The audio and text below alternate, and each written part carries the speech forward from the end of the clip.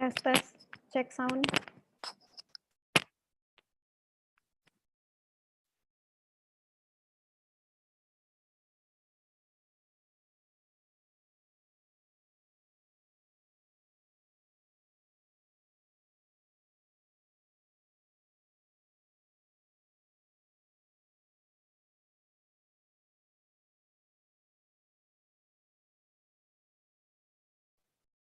Test, check sound.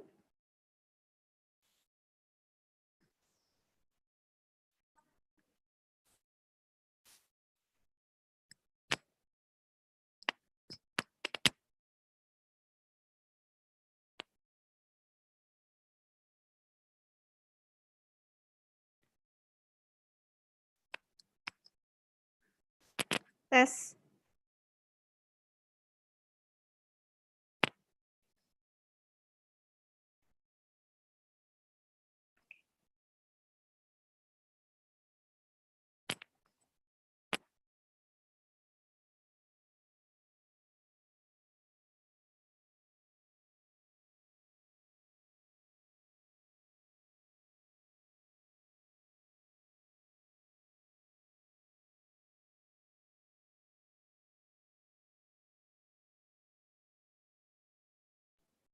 Udah tadi.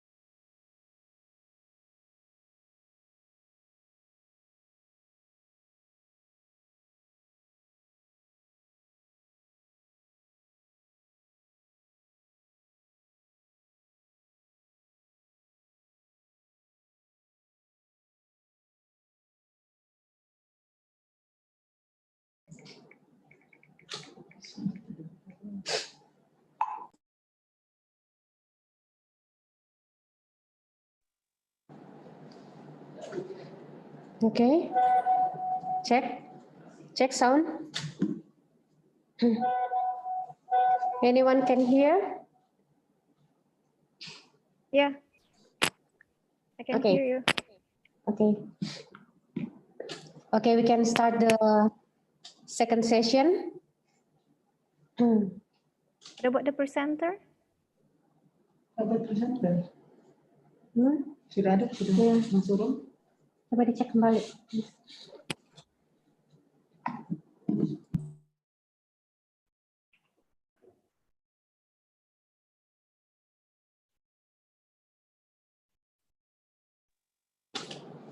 Professor Nur Aisha Buang, Ph.D. Is it already on the screen?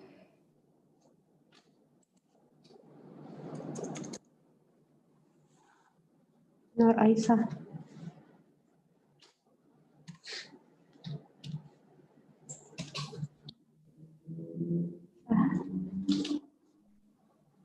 Not yet. What about our second speaker, Sister Merceditas? Nope, not yet. Our last but not least speaker, Professor Sirat Gohwong. Same. Not joined yet.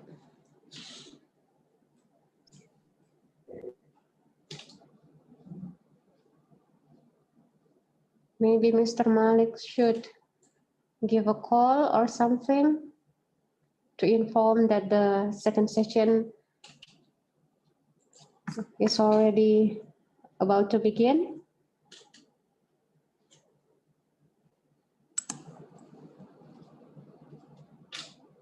Lanjut, Mem.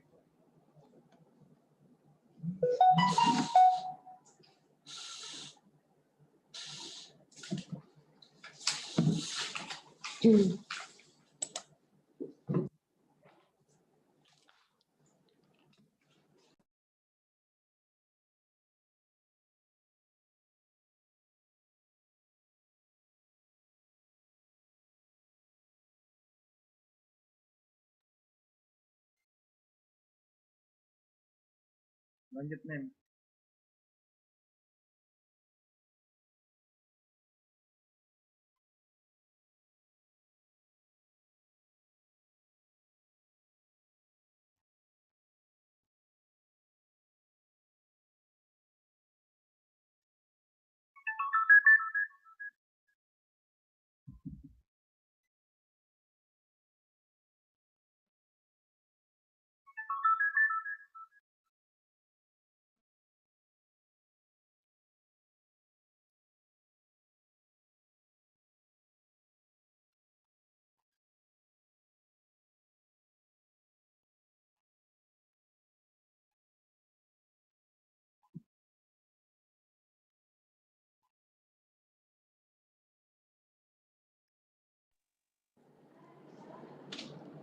Okay, all the keynote speakers for the second session haven't joined us yet in Zoom. So maybe we should wait and Mr.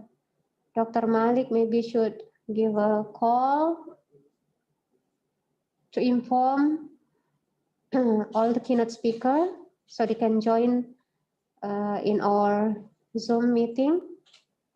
So we can start the second session, ma'am.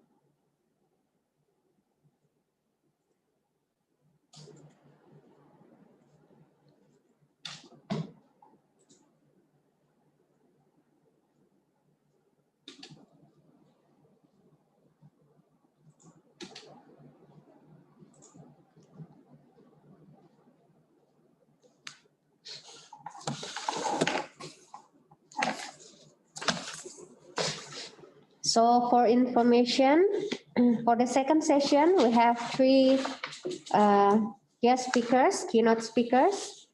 The first one is Professor Nur Aisha Buang, Ph.D. from Universitas Kebangsaan, Malaysia, with the topic Reconstruction of Instructional Learning toward the New Normal in Education.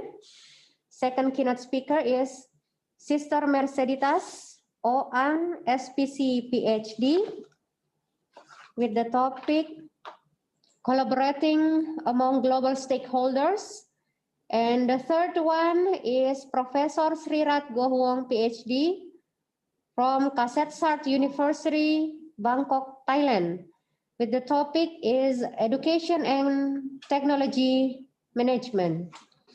We still wait until they join us in Zoom.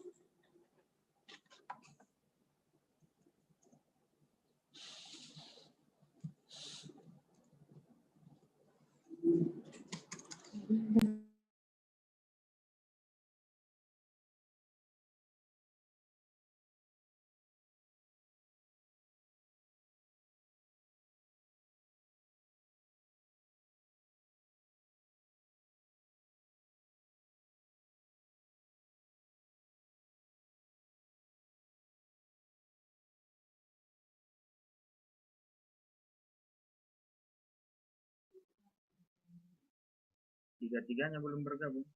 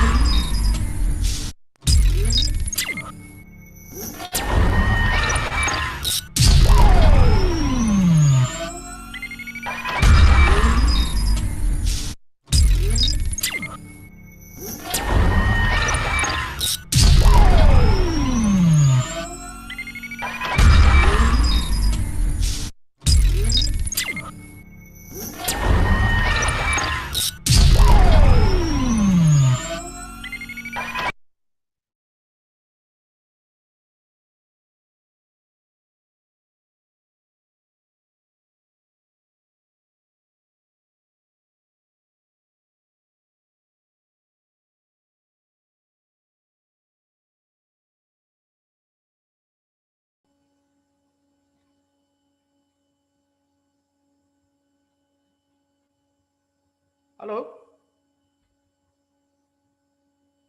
Halo? Iya Pak. Siapa pembicaraan pertama? Yang muncul dulu Pak, yang duluan ada di sini Pak. Prof Aisha, Prof Aisha yang kalau sesuai dengan jadwal ya? Iya Pak, Prof Aisha yang pertama. Bisa mungkin disapa itu. Sudah bisa mungkin disapa hostnya itu anunya. Merceditas. Halo, Mam, Sister Merceditas. Iya.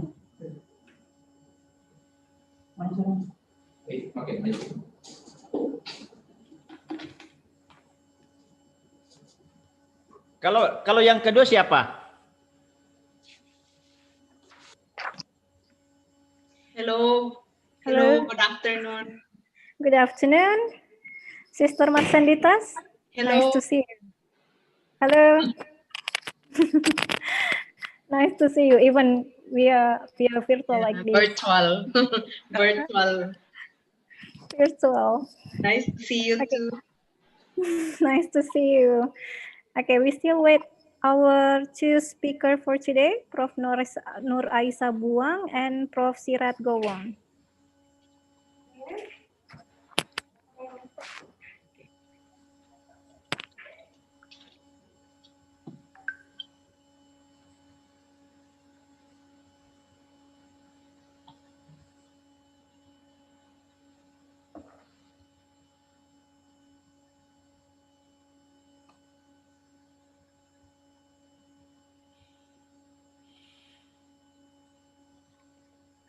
Sister Merceditas, hello. How I can say your name? Is it correct? Yes. It's I'm afraid I okay. misspell.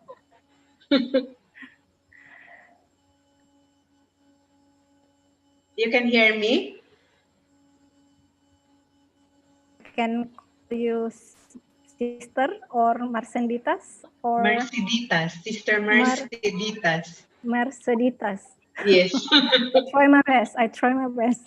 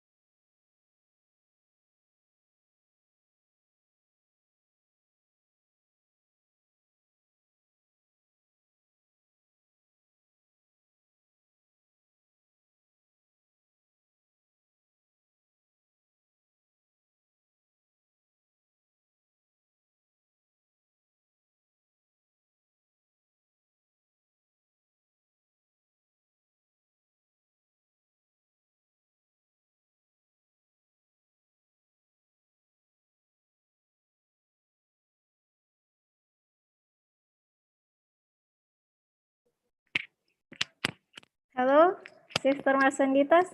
Sorry for the name. We will start right now. Is it okay?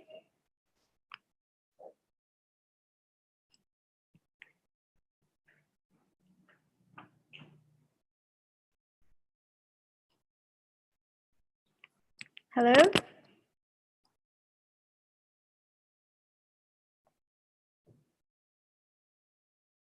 Sister Merceditas?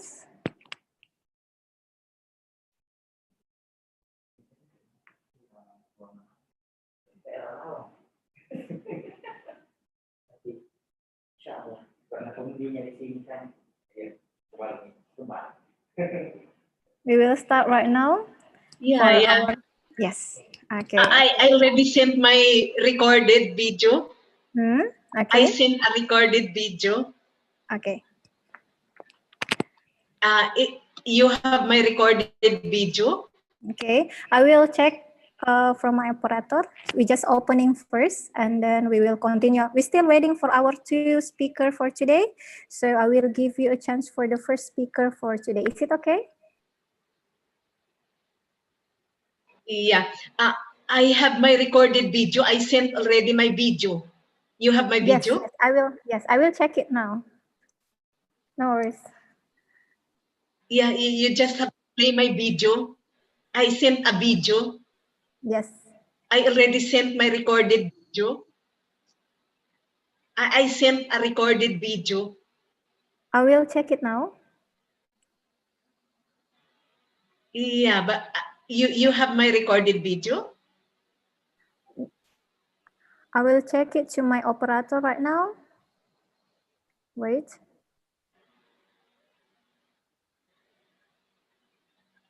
You have my recorded video? I will not go live. I sent my video. Okay. Can you send it back because my I sent my video. yes. Could you send it back I in don't here? have copy already. I sent a video already. Okay. I will I check it. sent a video. Yes. Yes. Yes. I will. Yeah, okay.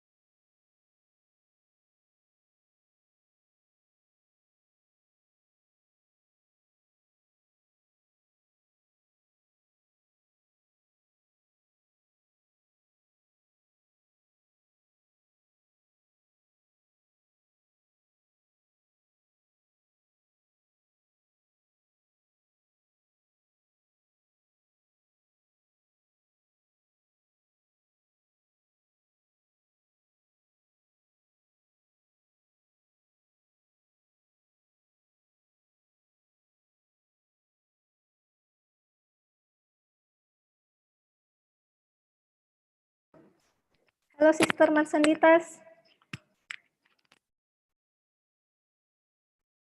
Hello. Hello, yes. Hello. Is it possible if you are turning the video in there? Because you already become co-host right now. Is it okay? Do you have my video already? I told Dr. Jeremy to Not resend. yet. Not yet. We can find I it. will check so that he can resend. Sure, Okay. sure. I will open open our second session first, and then we will start it with your video. Is it okay? But you look for my video already. I sent it many months ago. Okay, wait. Send it in advance We will check it. to Dr. I think Dr. Jeremy sent it to Dr. Abdul Malik. We can accept. We Yeah. didn't receive it yet. Sorry.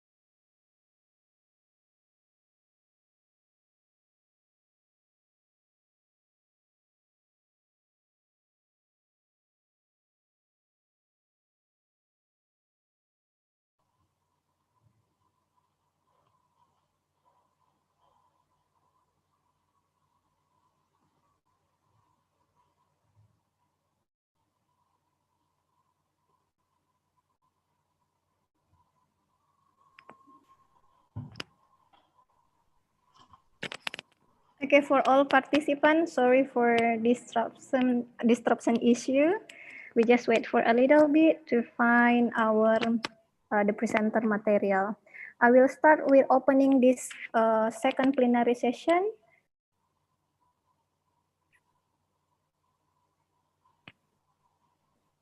Bismillahirrahmanirrahim. Assalamualaikum warahmatullahi wabarakatuh.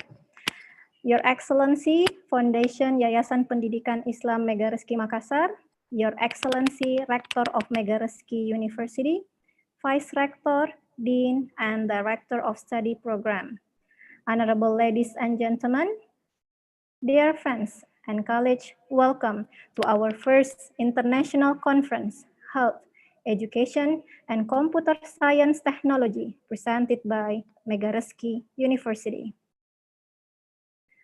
My name is Suharti Sirajuddin, and I'm pleased as your moderator for this second plenary session. Ladies and gentlemen, for this session, we have three presenters to present their presentation for around 30 minutes.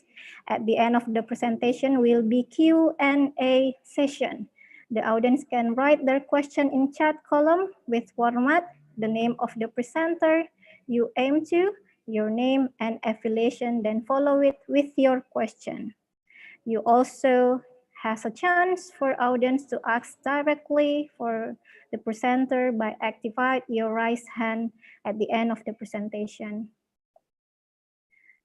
Then this becomes an incredible moment for us to meet the first international conference Health, Education, and Computer Science Technology. Thank you for all distinguished speakers who joined with us to share the latest research and concern about health, education, and computer science technology. Without further ado, our first presenter, Sister Merceditas O.Ang, SPC, Ph.D. My apology for mispronunciation for your name and title. I'm really sorry. She is from St. Paul University, Philippines. Right now, she is a president of university. And today she will present under the title Strengths of Educational Institution in Collaborating Among Global Stakeholders. To Sister Merceditas O.Ang, SPC, Ph.D., time is yours. We will share the video that Sister Merceditas have. We will wait a little bit, or if possible, Sister Merceditas can share in their screen right now. Is it possible?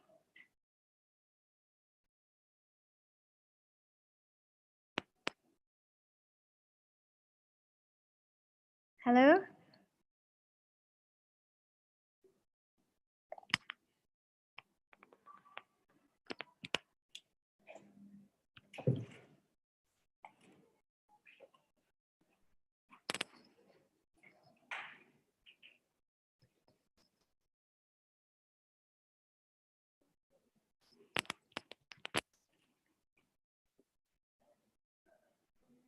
Sister Merceditas, is it possible if you share your video in your screen or laptop?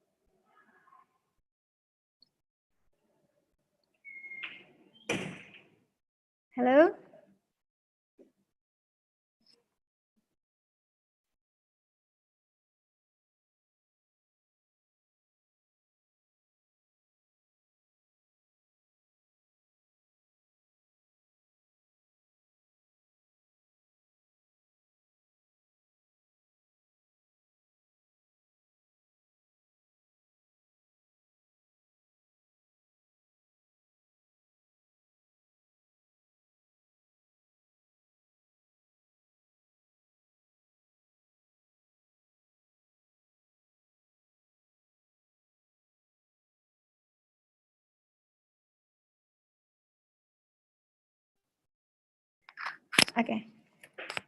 We still have trouble to find the video that Sister Merceditas sent it to us. So probably because Professor Nur Aisha Buang already joined with us right now. Is it possible to go to Professor Nur Aisha Buang first?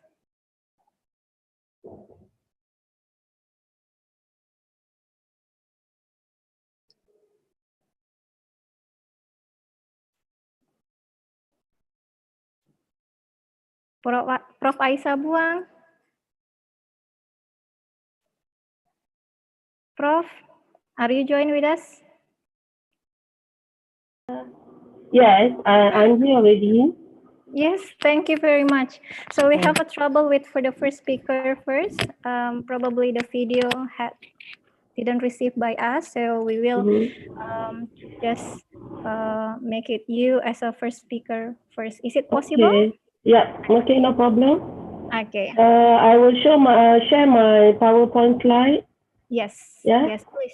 Yes. Okay. All right. Okay, I will Okay. try to wait. Can you see my PowerPoint slide here right now? Can you see? Yes, of All course. right. Well, I will Okay. start with your CV first to introduce to you to our participant in here. Okay. Okay? Go on, go on. Well, I was very fast, yeah? Yeah. Okay. Wait, okay, go on, go on. Yes. I will stop share right now. Okay. Yes. I'm really sorry for the first speaker. We just have to we try to find the video or send it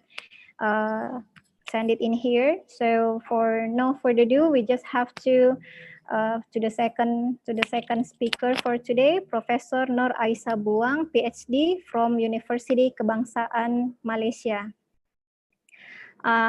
Right now, she is in Department of Education, Educational Leadership and Professionalization, Faculty of Education. Her specialization is Business and Entrepreneurship Education and Economic Education.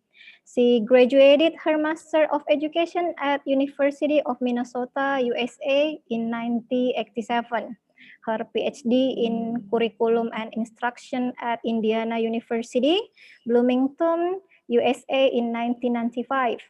Postgraduate Diploma Entrepreneurship, Cambridge Uni, UK in 2012. And she also got a coach certificate in life performance coaching from Asia University, Malaysia in 2013.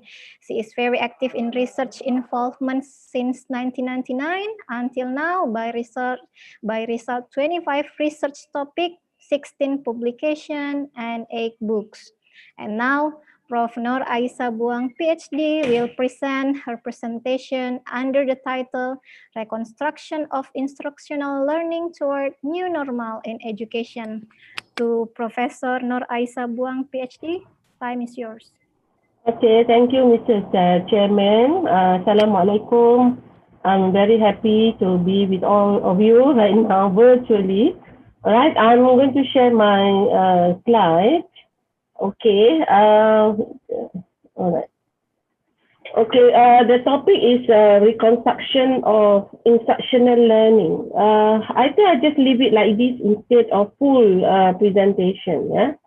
Okay. I understand that the current situation, it takes us COVID-19 to change the way we learn today. I remember when I was in the US many years ago, many American families already do home-based learning.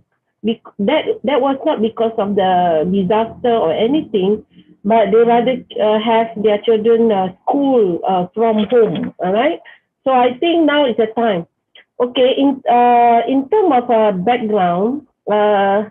According to UNESCO, on the 10th April, 91% of the world student population, meaning that 1.6 billion children and youth, has been hit by school closures. So the schools are closing in 188 countries, and in Malaysia itself, 8 million students nationwide also didn't go to school. I think the same thing happened to Indonesian children, all right?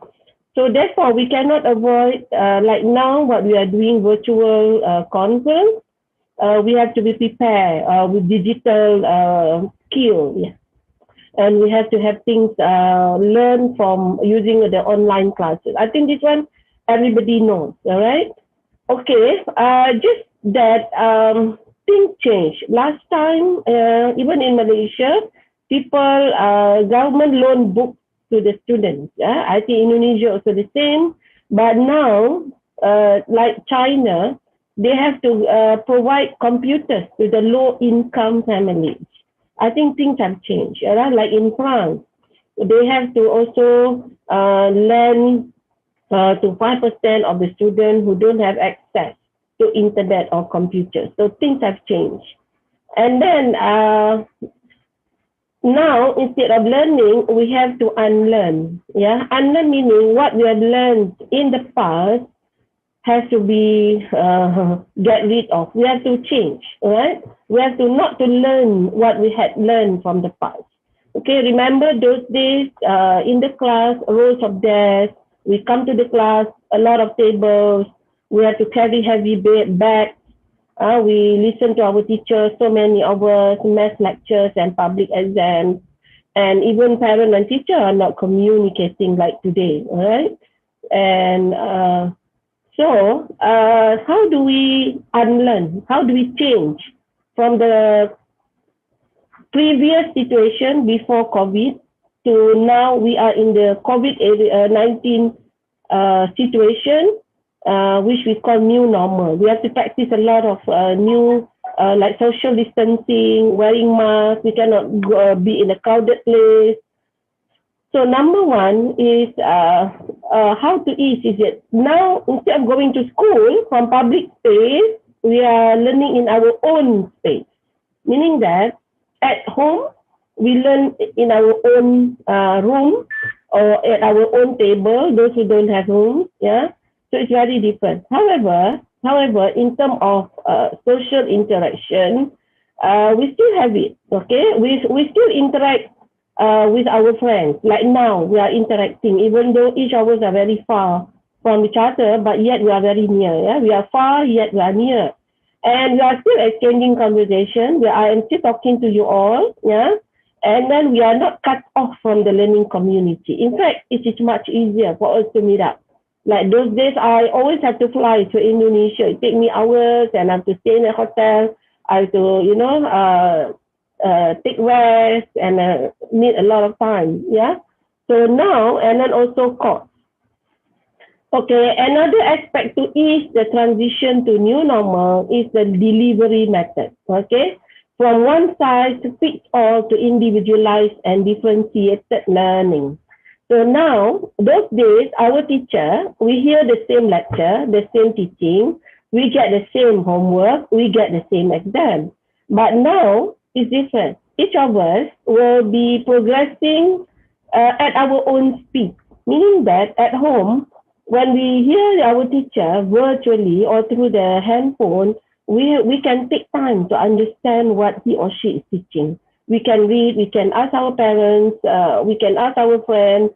So the situation has changed. Okay, shift of delivery from of the teaching method from one size fits all to individualized and differentiated learning. Okay, number 3, shift of responsibility in the teaching and learning process. Yeah.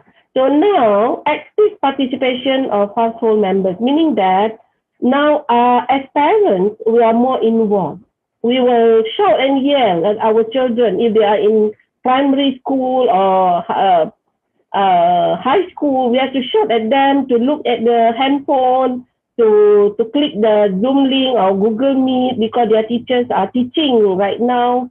So things have changed. Okay, the responsibility. The mother and father or guardian or sister and brother are more involved. All right, we are trying to It's difficult because sometimes our children are not disciplined. Okay, so we have to tell them from time to time to look at the handphone, to look at the news, what the schools are saying, what your teachers are saying.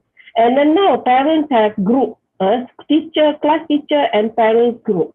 So this, we get a lot of information and we are more involved. So things have changed. Now parents have to be more responsible of their children teaching. All right. Okay, another one is evaluation. Okay, last time we had exam for evaluation, but now examination or assessment of learning in the class has changed to more of project-based, like science project-based, math challenge games, traditional book report. It's more of individual work of assessment rather than public or the whole class examination. All right. Okay, this one.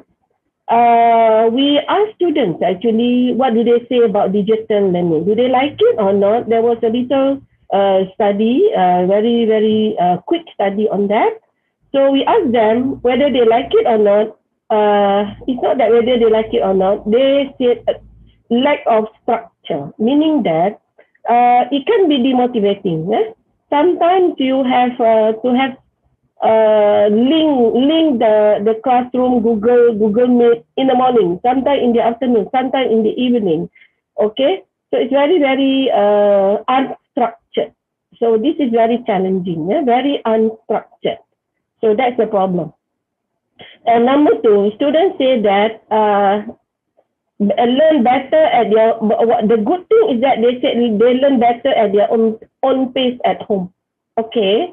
Because they have their own life schedule, so now they can take breaks, they can work from the comfort of their own home. But I think this is a little bit tricky. It depends on the family. Yeah, if the mother and father are very concerned, they will make sure that their children have their own schedule at home to learn. All right, and at the same time, digital learning allows students to wake up. Okay, they can have more time, they can sleep, and sleep is very good, meaning that they can study in the afternoon, in the evening. But this is not very easy actually to do.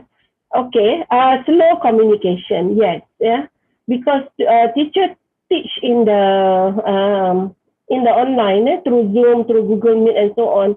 After the teacher talk, students switch off the handphone or the laptop or the tab or the iPad, and after that, they have problems in understanding what their teachers just said, what homework they have to do, what assignment they have to submit, and so on. So this one will slow the communication between students and teachers. And usually they have to help themselves if they don't understand the material. I mean, they have to look for someone else instead of teacher who is nearby. All right. So many students can only reach teachers by email, and they rarely get an immediate response. Okay.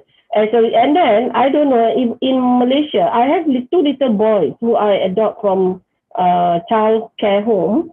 It's very different because teachers don't want to have group with the student, only with the parents. And I find it actually very stressful because you are working and you have to talk to them. You know, you have to tell them to see the handphone because of the classroom is going on. Okay, and they are struggling between school and home. And because, you know, at home, there are a lot of distraction, yeah? And also computer time, also very draining, very stressful. They find that a lot of the time they have to be in front of the screen because of the timetable, the learning timetable provided by the school. They have to get to access the teacher learning through the computer, yeah, through the screen. So it's very draining. And this is also the home is very distracting. Sorry. For those who come from very good homes, it's no problem. But for those who come from a very small and crowded home, it's a big problem, yeah? So it's a lot of distraction. Okay, students don't have access to reliable technology. Yeah, in Malaysia, about 17% of students don't have computer at home, and 80% lack of broadband internet. So it's very, I think, difficult for school to manage this, because not all students get the access. Not all students follow the schedule, follow the virtual learning. Yeah, this is also a problem. All right. And number 6, student miss. All right, this is, I think, the extracurricular, like the sports. Yeah? They will miss out the activities like sports, dances, school plays, graduation ceremony, and there are many socialization activities that they will miss a lot. Yeah. So this is another problem about digital learning. Okay, as we all know, it is like overnight transition, yeah, from physical to digital learning. Okay, so there are a lot of gaps and shortcomings. So how do we overcome this problem? In this one, I will propose a model of learning after this. It's just that before I go to that, in terms of future spending, yeah. Now, the spending on digital education will be doubled in 2025, and it's already touched 342 billion. And in terms of technology, by 2020, it's already 7 billion. So a lot of money now is being spent on global educational technology, on digital education, all right? And this will be tripling in the next decade. It will be 3 times doubling, yeah, 3 times quadrupling, yeah. Okay, how to prepare our children for digital learning? Yeah, I just go very fast because I don't think people want to read a very long essay. Okay, let's look what our schools look beyond COVID-19. Okay, all right. What do they look for is online education is imperative. Imperative means very, very important. Okay, so they will switch to Google Classroom, Moodle, Blackboard Learn, and Canvas or Zoom, and even Facebook. You can even use WhatsApp. Many Quranic teachers teach Quranic reading through WhatsApp video and also Telegram. All right, and then use of open textbook. Okay. Those, I think, days were gone using paper textbook, yeah. But now we are more on the open textbooks, which we can available online, yeah. Open educational resources. So we can we can get all these open textbooks on the internet, I think, and even MIT Open Courseware, OER Commons, Lumen Learning. There are so many. In the Google for us to get ebook, all right? And the last one is the blended learning, okay? Blended learning and the flipped classroom.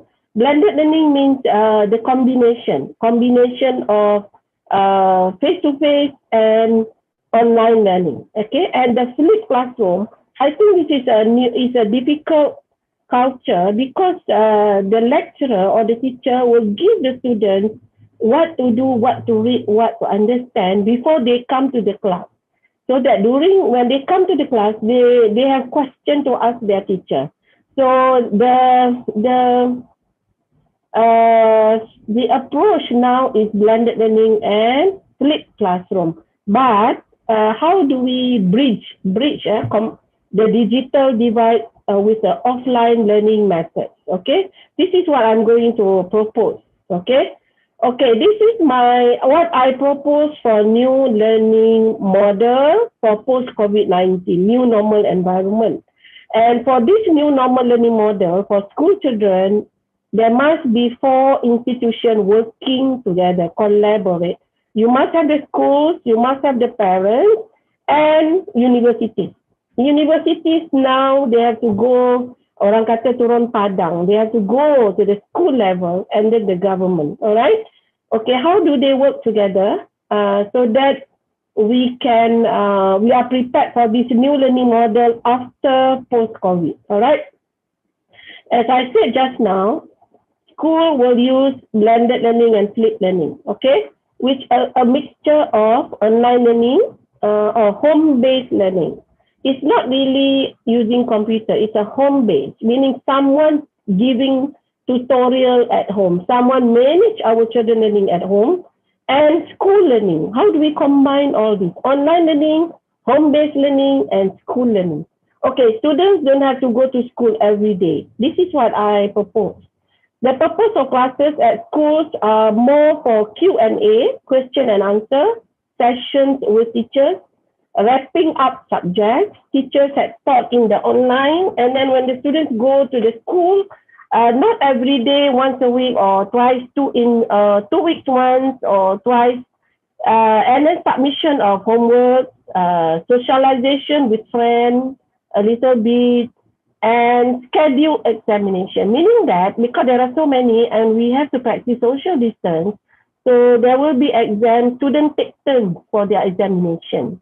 Okay, like today only 20 comes for the exam. The next day 20 come to the exam, right? And then also to have some sports activity. So maybe school classes once a week or twice a month. Okay, I think this is the combination of the mixture of online learning, home-based learning, and school learning. So feedback and communication should be given through social media ads.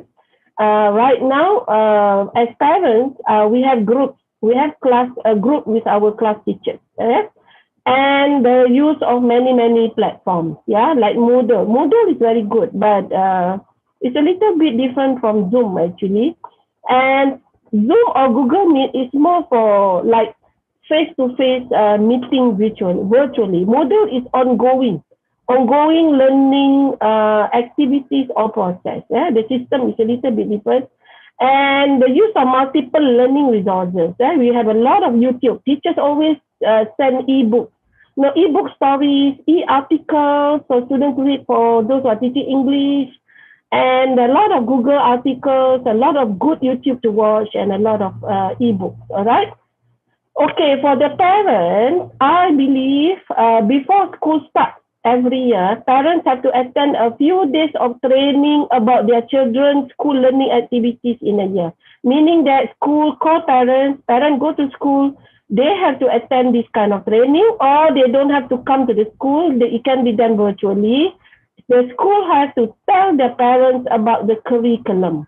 Okay, mother and father, papa and mama, your child so and so now in primary 5, they will learn 7 subjects: math, science, English, history, Indonesian language, or so on. And these are the curriculum. In January, we will cover this part, And during that time, this is the schedule of online teaching.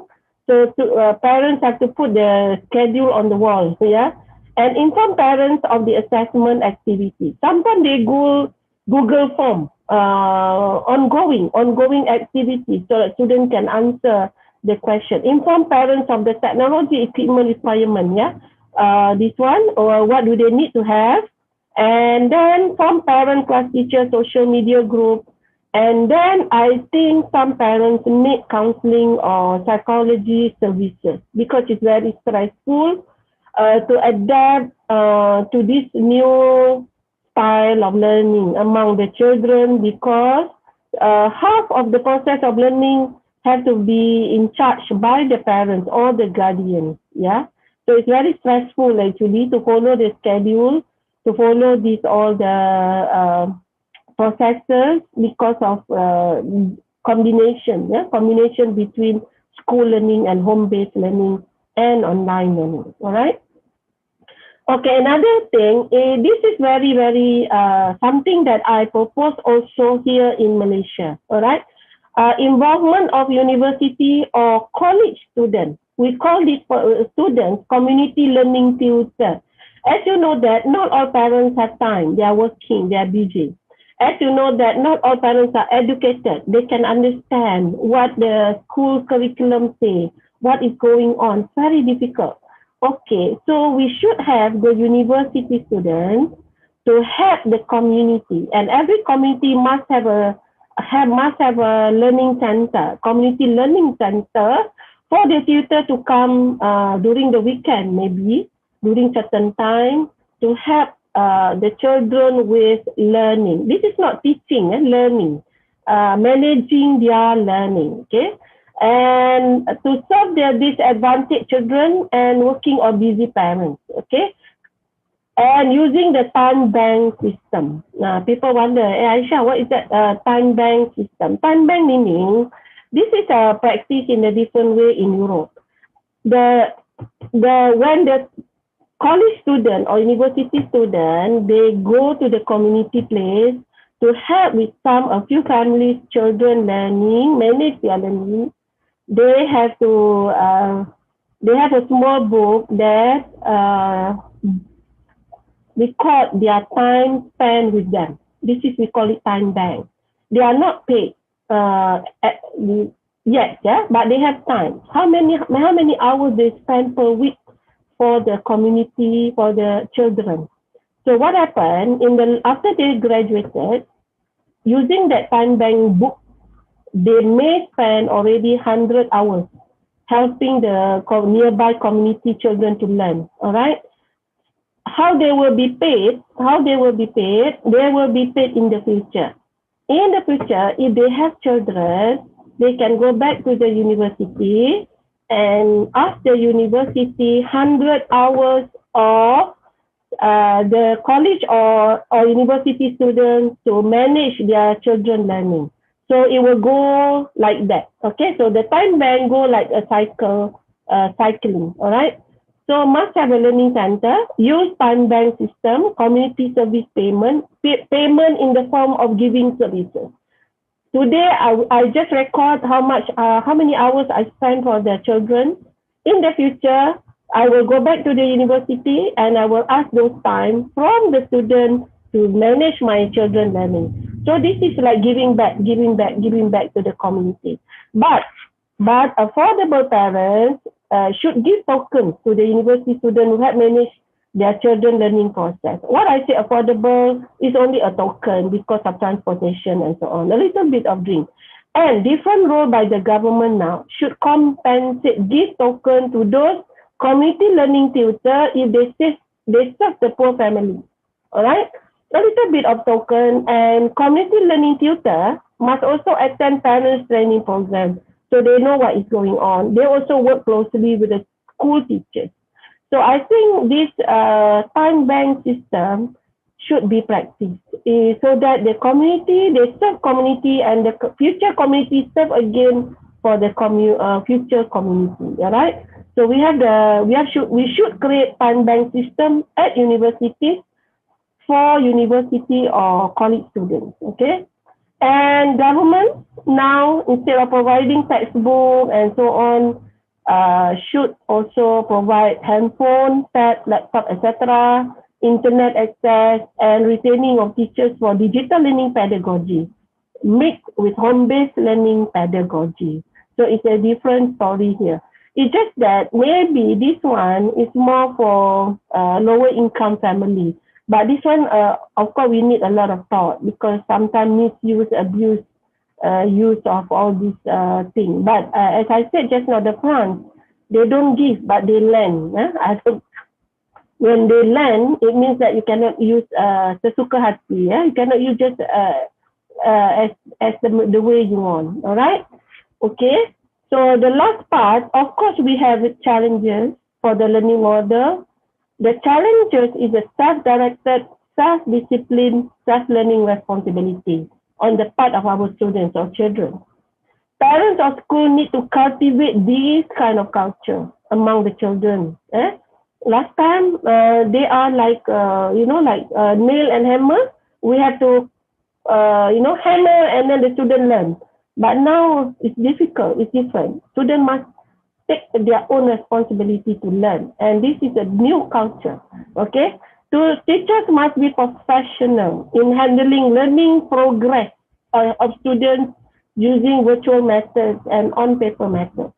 But the problem is, teachers now must know how to handle, how to detect, how to follow learning progress of the students. Very, very difficult because they are somewhere else.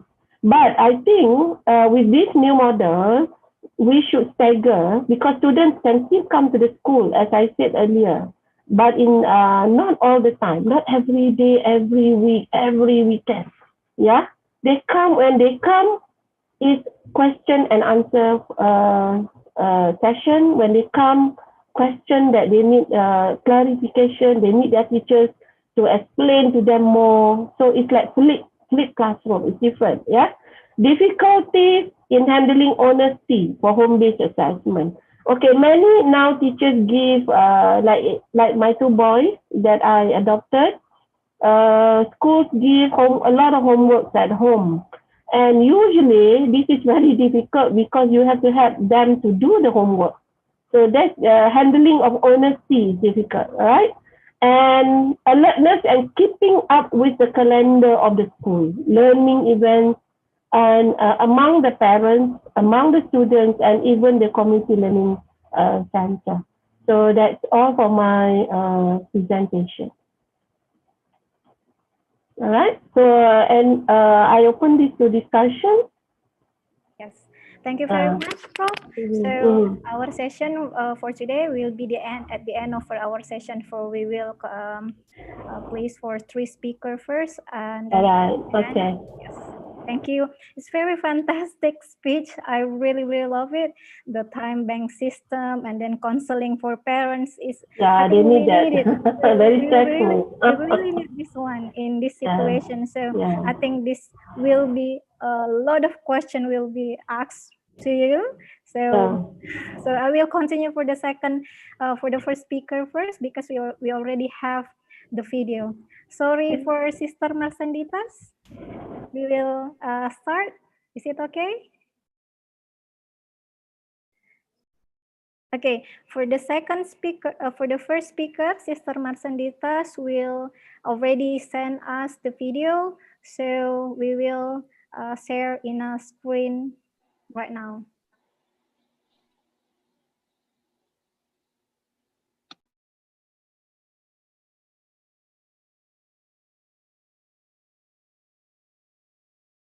And just to remind you, the title of Sister Merceditas O.Ang SPC Ph.D.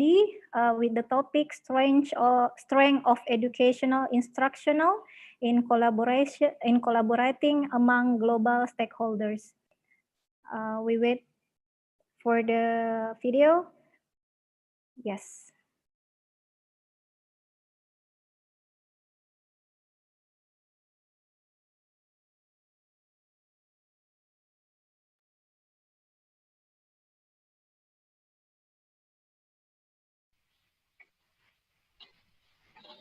Good day to all. Greetings from the Philippines. Thank you for giving me this opportunity to be part of this international conference. I acknowledge Haji Sarvani, the head of Islamic Education Foundation of Megareski, Makassar, to Professor Dr. Ali Aspar Mapaya, Director of Universitas Megareski, to the organizers of this virtual international conference, the keynote speakers, educators, policymakers, health professionals, practitioners, technology specialists, and all the participants and viewers of this virtual international conference. Again, good day. May I share my presentation?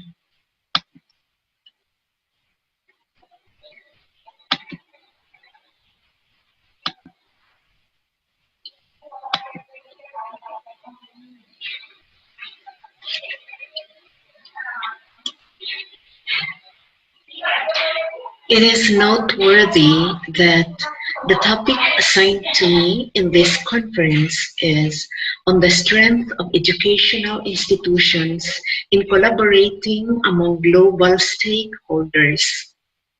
As the incumbent president of St. Paul University, Philippines, I believe that it is imperative for educational institutions to collaborate and network with local and global stakeholders, particularly in the academic, industry, government, health, and civic society.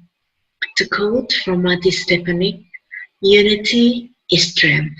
When there is teamwork and collaboration, wonderful things can be achieved. Today, more than ever, we need to build strong and solid collaborative vision and endeavors to survive the COVID-19 pandemic, which caused havoc and unprecedented disruptions in our life, work, relationships, mobility, and lifestyle. The worldwide effects of the pandemic are mirrored in the shutdown of schools, economic slump, overburdened health sector, changes in work arrangement, and business models. Travel restrictions and the challenges that we are all confronted with, to which we cannot individually solve nor deal with without the help and cooperation among local and global stakeholders.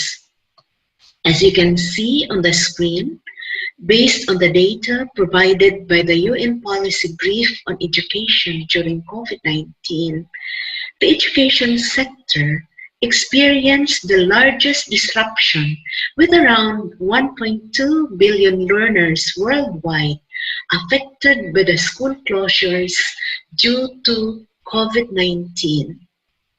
Most affected are those from the low and lower middle income countries. As we know, educational leaders are grappling with problems on the sudden shift from classroom instruction into online learning, coupled with issues on technology availability and readiness, lack of and limited digital skills of teachers and students. Problems with internet connectivity, the lack of electronic gadgets for online learning, equitable access to educational opportunities, and other related issues and concerns. In the institutional, national, and global context, the COVID-19 pandemic has disrupted the education sector and catapulted online learning into the forefront due to the restriction of face-to-face classes. Learning modalities have changed, and education is reshaping and transforming. Every educational institution today is plunged into a myriad of challenges and concerns as we navigate towards more viable pathways in this new normal. Our present realities necessitate unity and collaboration among institutions, peoples and nations, public and private sectors, local and international associations and networks, as we face a common crisis in healthcare, education, economy, politics, the digital divide, socio-civic structures, trade relations, mental health, values and spirituality, and the sustainability of human existence. Collaboration gives us the freedom to come up with solutions and come out of the boundaries of limited realities.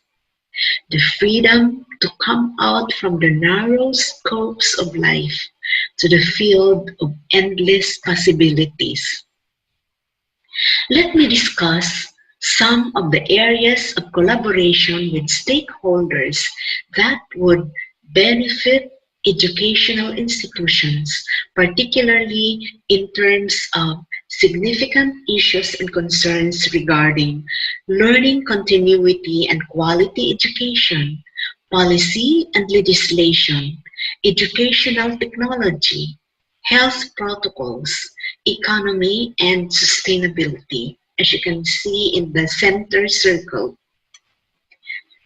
The key stakeholders that we have to take into consideration From the academy, for example, the school leaders, educational policymakers, the faculty, the students, the parents. For policy and legislation, the government, public and private sectoral representatives, lawmaking bodies, policy consultants. For technology, we have IT and ICT professionals, technology solution providers, digital specialists, and computer programmers. Regarding health protocols, the medical and health science professionals, scientists, researchers, and health experts, economy and labor market. We have financial experts and analysts, and also industrial partners. We start with learning continuity. This pandemic must not stop learning. Education is so important in our life and in the development of people and nations. Learning must continue using any effective modality to provide quality education. The closure of schools and the physical restrictions of face-to-face classes have prompted educators to go for remote or distance learning and build digital infrastructure and create the virtual learning environment. Despite the challenges and difficulty, the schools are trying hard to adopt different learning modalities such as online learning, flexible learning option of both synchronous and asynchronous, modular learning, blended mode of instruction, and any kind of learning modality that would reach out to the students who have to stay at home. The quality of education is a vital task and responsibility of educators. But this is easier said than done. School leaders, teachers, and students are hard up in transitioning to the digital platform. That's why the different educational institutions worldwide reach out to the students and parents as they collaborate and network to find solutions to common problems and concerns. Free webinars and open sources are available in the web to enhance online learning and cater to the various educational challenges confronting the schools today. National and international alliances of colleges and universities are working together and sharing resources. Now we go to policy and legislation. During this pandemic, the educational institutions need the assistance of the government. Schools collaborate with and reach out to the government for support through favorable policies and legislations. Most significant to the survival and sustainability of the educational institutions would be the financial support, funding, grants, scholarships, support for facilities and technology, for remote learning provided by the government. Also, the school policies must be aligned with the policies and guidelines issued by the Ministry of Education and government agencies concerned.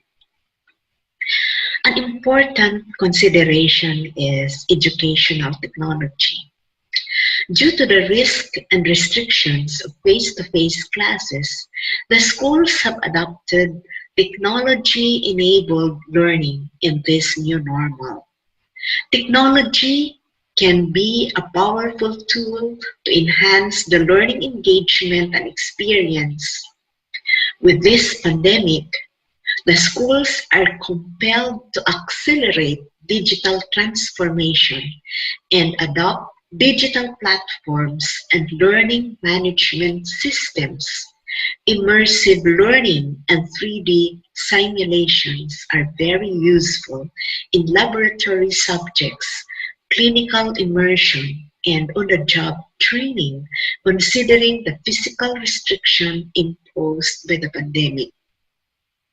Educational technology suddenly gained importance, although some colleges and universities have engaged in online learning and distance education even before the COVID pandemic.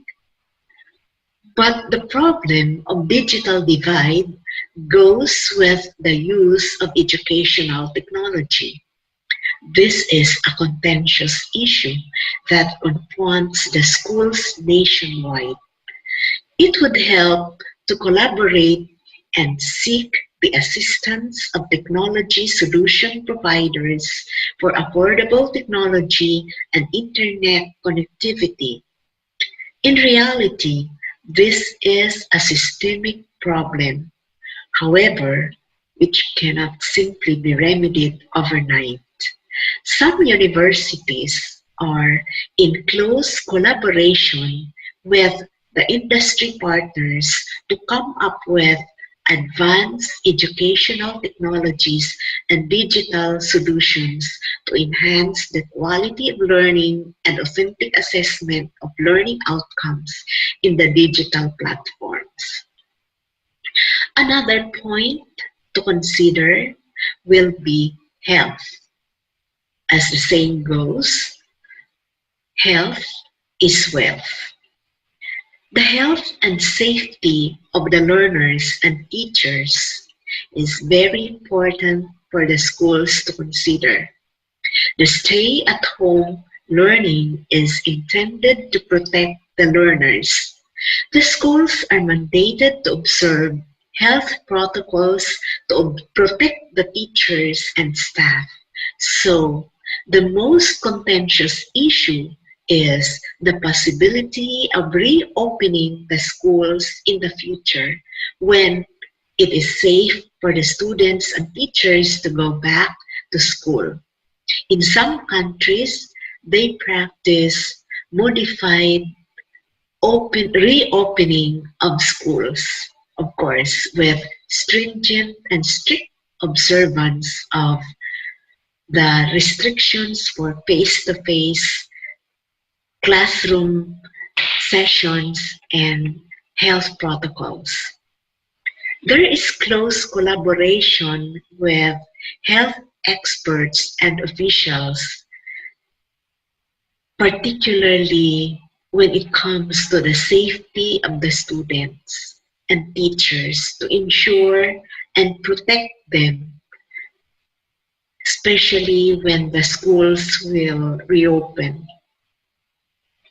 It is noteworthy to mention that some universities are involved in research collaboration related to the COVID vaccine and other research projects to contain the COVID-19 pandemic. The health experts and hospitals are collaborating with our universities.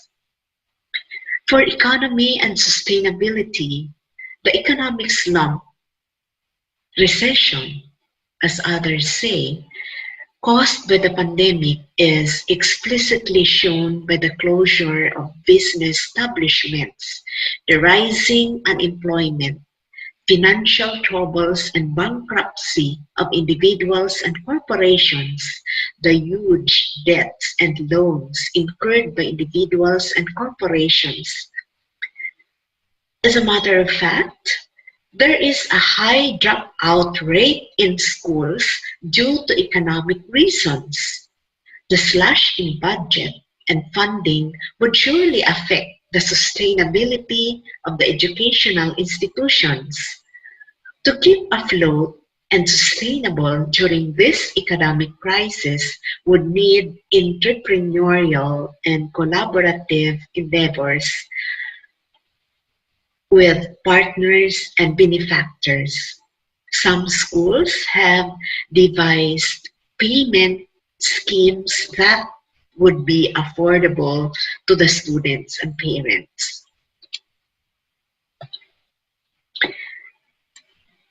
As we navigate the changes and disruptions in the educational landscape, we are challenged to better prepare, reimagine, rethink, redesign, transform, and future-proof our educational ecosystem because the learning modalities have changed and will never be the same. The imperative for us is to practice resiliency, strategic agility, and to advance and set our eyes towards attaining high quality and effective learning outcomes, holistic human development and value system, and job readiness of graduates enhanced by technology innovation and strong industry linkages to ensure the sustainability of the relevant and forward-looking educational developments and learning models that the schools have initiated or adapted. So, to move forward, we must create solutions to the problems and challenges that we encounter, and we can translate these challenges into opportunities to improve the educational system. Internationalization and partnerships among educational institutions will strengthen collaborative efforts in research, globally attuned academic programs, faculty, and student exchange.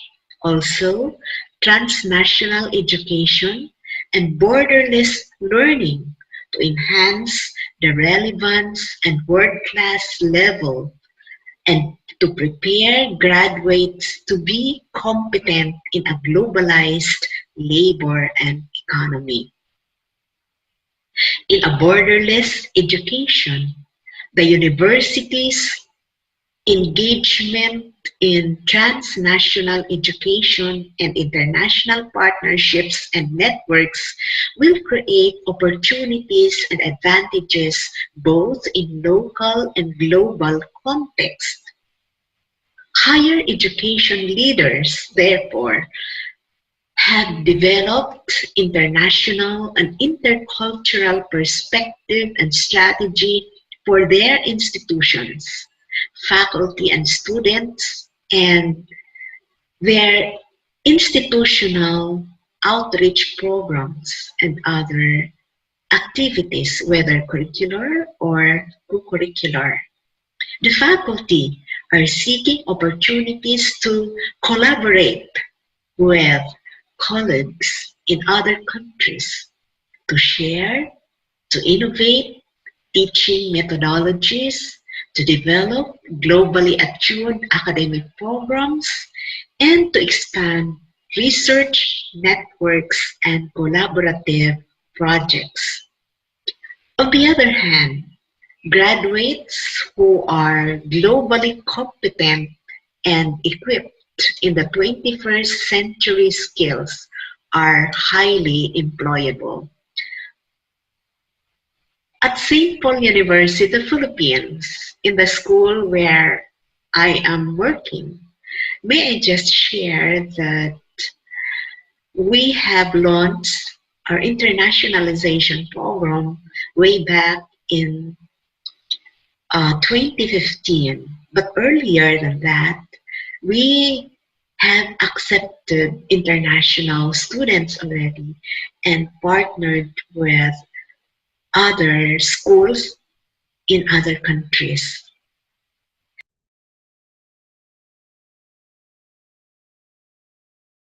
As you can see on screen, St. Paul University, Philippines has collaborative engagements with partner higher educational institutions from Indonesia and also in other countries.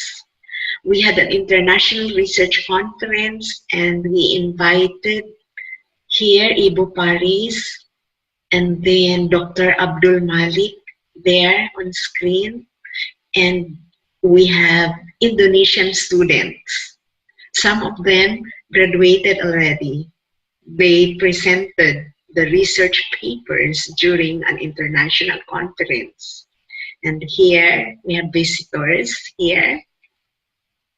Megareski University, may I mention, is the first school partnered with SPUP, or St. Paul University Philippines.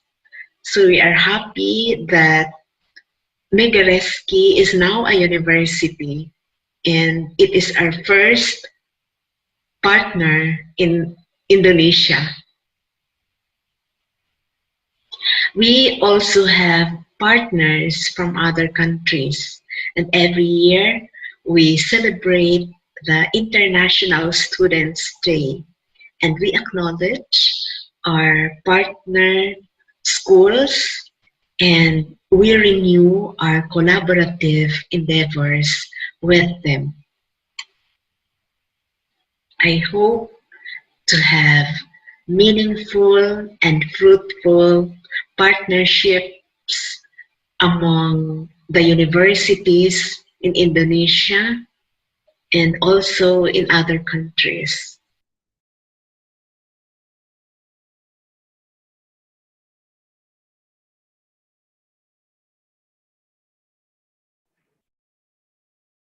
Okay, thank you for the video from Sister Merceditas. Thank you very much. It's very nice, Sister Merceditas. Dr. Malik in here already see his photo on your screen. She's really happy to see her picture. Okay, now I really agree. I really agree about what you mentioned it before about how we as a stakeholder, how we are collaborating together, especially in the university. The previous one when we are still in sekolah tinggi or still in institution. But right now, as information for Sister Merceditas, we are in a university right now. We have not only health program, but also we have education, and also we have computer science and technology. Probably for the next MOU or MOA, we will hang together for that. Thank you very much. Well, for the presenter, for before I place for the third speaker for today, Professor Sirat Gohwong, Ph.D. I just want to remind for the all participant for today to fill the link, the presence link to in a chat that you can find the link in a chat column.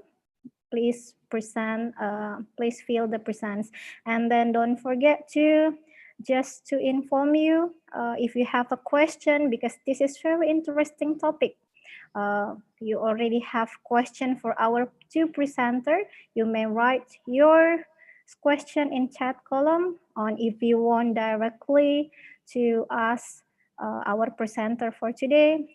You are activate your raise hand.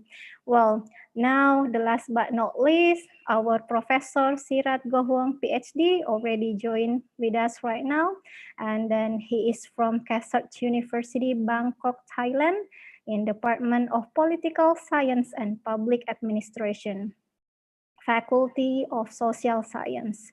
He graduated from Master of Publication Administration and Master of Science in Computer Information System. And he is a Doctor of Philosophy of Development Administration. Now, for this plenary session, he will present with the title Education and Technology Management. Time is yours, Prof.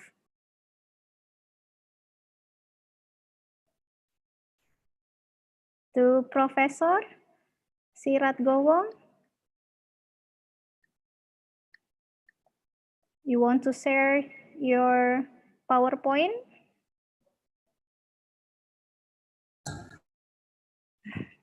Sorry, I forget to unmute my speaker. Sorry. No worries, Sorry. no worries. Okay, okay. I Nice to hope I'm meet not misspelling your name. Oh yeah, it's, okay. Your spelling is correct. Thank you so much. Okay, now time is yours, Prof. Okay.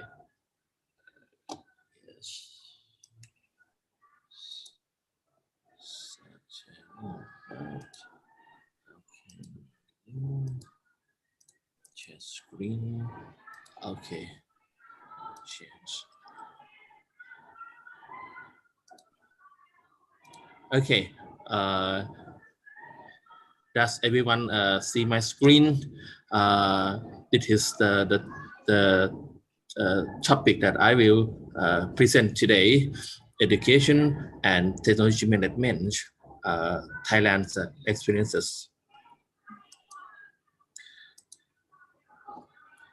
Yeah. Oh, sorry. Today, I will start from MOT at first, technology management or management of technology or MOT.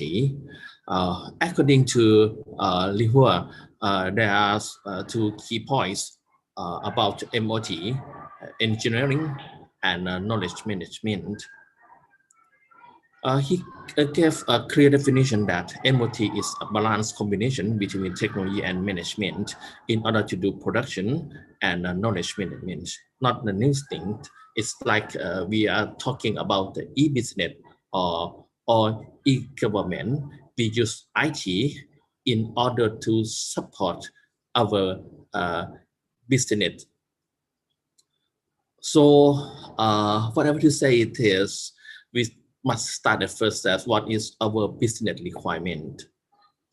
That we must discuss at first about vision, mission, SWOT analysis, strategy, and so on at first. And when we start with the business requirement, technology management, that we will focus on functional requirement of the system or the IT application, must follow business requirement. Now we try to use IT as a key technology in education. Second, state of the art of IT in education. When we discuss about IT, we must know about its nature at first, that centralization. This is from my paper, one of my paper, that IT as an invisible shell. It means that when you connect to the system, the administrator will know everything about you. The system know everything about you, about your location, about your IP address, about your history, everything that you have done in the system, connect to the internet, open file, they know everything. It means that when it's about IT, we try to control everything within the system. For example, my university, Kasetsart University, Bangkok, Thailand, we use IT in order to control everything by some information system that we call enterprise resource planning, or ERP. Our rector know everything with only one click. So we must understand at first that IT, we try to control everything, especially in terms of data, information, knowledge, and wisdom. Because when we are discuss about education, we must know that we are discuss about research. We are discuss about knowledge management. Research as one type of knowledge, and knowledge is now considered as an digital asset. What is the asset? It has value. It has owner, right? So it means that university or education agency will know everything about how to use knowledge to make money. That we discuss about technology management and education. Second, after we discuss about centralization, we are discuss about data governance for good governance. As I told you already that centralization, I give you some example about ERP. It means that we can control everything. For data governance, it's a concept like database. They will know everything about you. You must answer the following question. What is the data that you will collect? Why did you collect it? How do you transfer it? You have to discuss about the security. You have discussed about the advantage and privacy of the user and so on. We discuss about data governance. That is, we are discuss about how to manage IT in the educational agency. However, we have something more, disruptive technology for education, such as AI, that I will give you some example of my university that use ERP and AI in order to control both internal and external affairs of our organization. Internet of Things, blockchain. Some university in Thailand, they use blockchain in order to do something that we call digital transcript. Deep web and dark web, that is will come as a threat for university, because deep web and dark web is underground website, right? Deep web and dark web, they are 96% of our total websites in the world now. For surface internet that we can visit by Google, only 4%. It means that you can do all of illegal affairs in the following website that we call dark web and deep web. So you can do something that is illegal things against your city within this kind of a website, that you have to use a special web browser to connect it, such as Tor, I2P, or Freenet. The last one is contemporary technology, such as 5G, Wi-Fi, high-speed internet.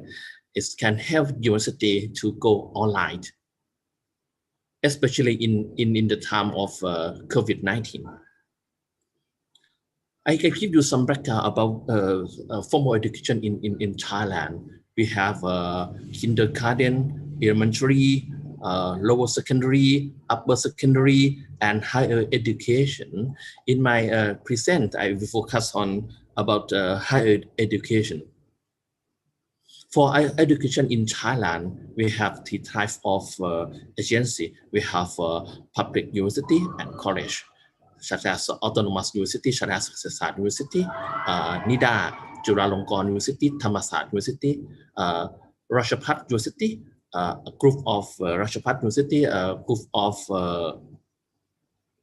Ratchamongkol Technology, Military and Police Academy, such as Command and General Staff College. Education and institutes such as Civil Aviation Training Center, private university and college such as Assumption University, Langsit, Stanford International University, Mahanakhon University, and Sripatum University and Bangkok University, and intergovernmental institutes such as the AIT. MOT in Thailand measure education have been mainly controlled by government in Thailand, especially in 1999 with the promulgation of the National Education Act 1999. So I will use the model of Guy Peter to explain about education from this nice book here. For traditional model, this model is based on rule-based public administration or bureaucracy. For Thailand, we have many laws about education. However, the most important law is the National Education Act 1999. We have 4 already, especially section 63. You will see that For section 63, it means that university must use IT in order to do their products and service. We have to use database, telecommunication, and information security technology, knowledge management in order to provide our product and service via research, academic service, and publication, and so on. In Thailand, we have two key public agencies: Ministry of Education, Ministry of Higher Education, Science, Research, and Innovation. For Thailand, we try to spend a lot about education, especially in terms of we try to promote IT in education in order to increase our income. I have to say that about GDP, we try to increase GDP via education, and we use IT in order to make it better. For Kasetsart University, I show you about my University Act in 2015, Section 7. One of our vision is to develop and transfer technology in order to make a sustainable and knowledge of land. So it means that even in our act, it shows that we will use IT in order to do our product and service.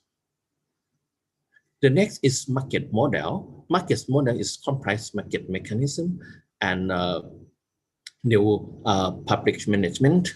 For new public management, Thai Educational Agency employed IT technology such as database, even blockchain. As I told you already, there's some university that use blockchain in order to do digital transcript already.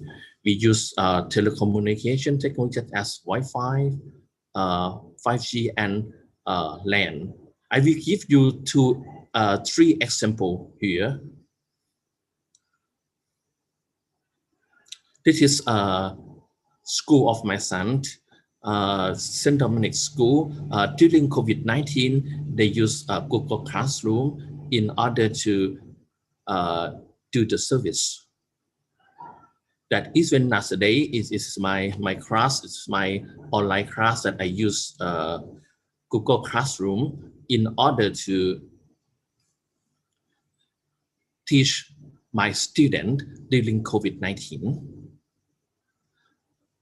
And this is the very interesting in Thailand nowadays. We try to do something that we call digital transcript. Digital transcript is come from the supporting from three agencies: Office of the Public Sector Development Commission, or OPDC, DGA, Digital Government Development Agency, and EDDA, Electronic Transaction Development Agency, that try to support Thai University to do a digital transcript. What is digital transcript? It means that you have to do like this. We have the standard already. The user can get their digital transcript in the form of PDF file, and they can check the digital signature so easily via Adobe Acrobat Reader. That it helps to make sure that your transcript is the genuine one. That is very interesting in Thailand, but now we are in the initial state. And some university, you know, they use blockchain already for digital transcript. Okay. This is the example of digital transcript of Chiang Mai University. It is the first university in Thailand that do digital transcript. Furthermore, technology Management and Kasetsart University. Now we try to use artificial intelligence or AI in order to control everything into one person, our rector. Yes, we know already that we use some kind of technology like enterprise resource planning or ERP in order to connect all agencies in Kasetsart University together. With one click, our rector know everything about my faculty of social science. Now they use AI in order to control everything about your city, because nowadays Kasetsart we have a lot of knowledge, and as I told you already that knowledge is now considered as an access. So it means that Kasetsart can control all of their knowledge via AI. They use some kind of a database like I have to say it is when I do my paper, I have to upload my paper into this kind of database of Kasetsart University. So what I want to tell you it is for data technology management, we have two types of technology management when we discuss about market model. The first one, we use the technique like as I told you already, database, AI, telecommunication technology.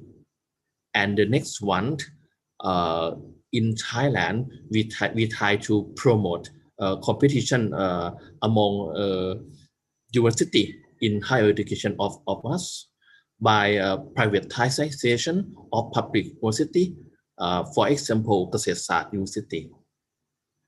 Now, autonomous public organization, in fact, in Thailand, is stand for a company.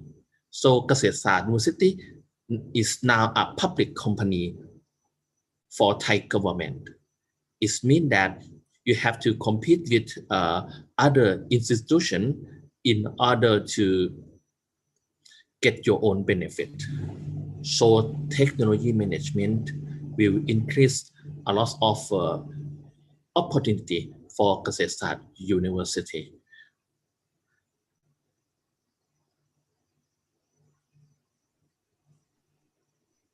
Prof. Sirat, sorry, 5 minutes left. Yeah, okay. For participatory model, according to National Education Act 1999, as I told you already that for participatory model, we focus on people or citizen participation. You see number 6. For this kind of act, it means that we have to create partnership from family, community organization, local administration organization, private person, private organization. That is what I want to say, that for technology management, we can use this kind of model. Suggestion of me is coding is a must. Because in Thailand, we try to start to learning about coding, but I think it's still quite late.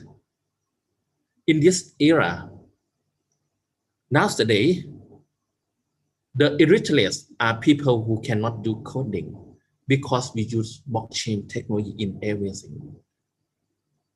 We try to use a lot about blockchain, cryptocurrency, and so on. Now, you know, we have two types of cryptocurrency. We have government-based cryptocurrency. We have non-government-based cryptocurrency like Bitcoin, Ethereum Classics, and Monero. So, if we want to do about technology management in university, we must promote education about coding for both employee and student of the university, because I will tell you here that the illiterate are people who cannot do coding.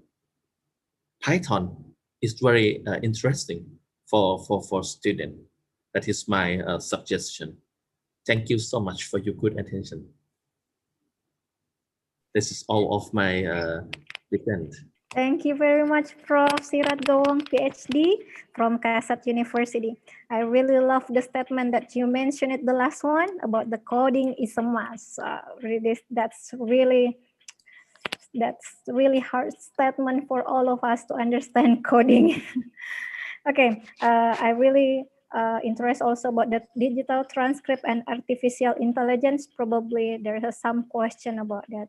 Okay, now coming to our Q&A session. We already received several questions from audience, but the first of all, I really love to ask to Professor Nur Aisha Buang. I really interested about that. You mentioned it before about about the time bank system and then counseling for parents. Prof. Aisha Buang? So is it about the time bank? Okay, time bank is, I always, when my background is entrepreneurship and economics. So I know government, we cannot rely on government all the time. So, and then I realized that at home, parents need help.